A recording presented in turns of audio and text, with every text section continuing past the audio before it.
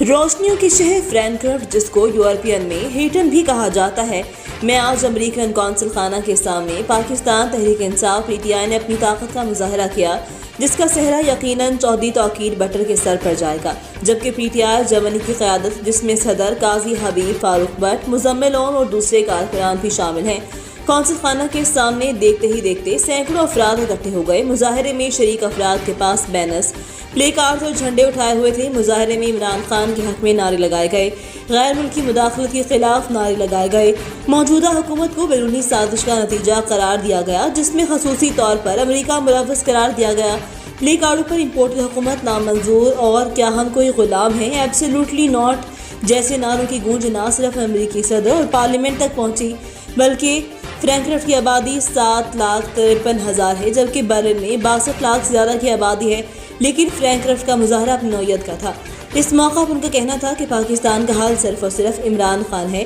چودھری توقیر butter نے شان پاکستان جرمنی کے ایڈیٹر سے بات کرتے ہوئے بتایا کہ وہ خصوصی طور پر اسکاٹ لینڈ سے تشریف لانے پر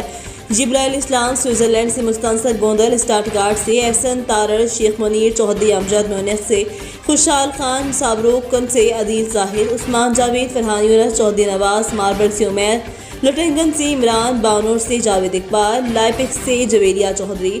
لیورکوزن سے مزمل کے ساتھ تمام افراد جو اپنی اپنی فیملیز اور چھوٹے چھوٹے بچوں کے ساتھ تشریف لائے، سب کا تہہ دل سے شکریہ ادا کرتا ہوں۔ وہ دوست جو قافلوں کی صورت میں یہاں اکیلے تشریف لائے، تمام کا شکر گزار ہوں۔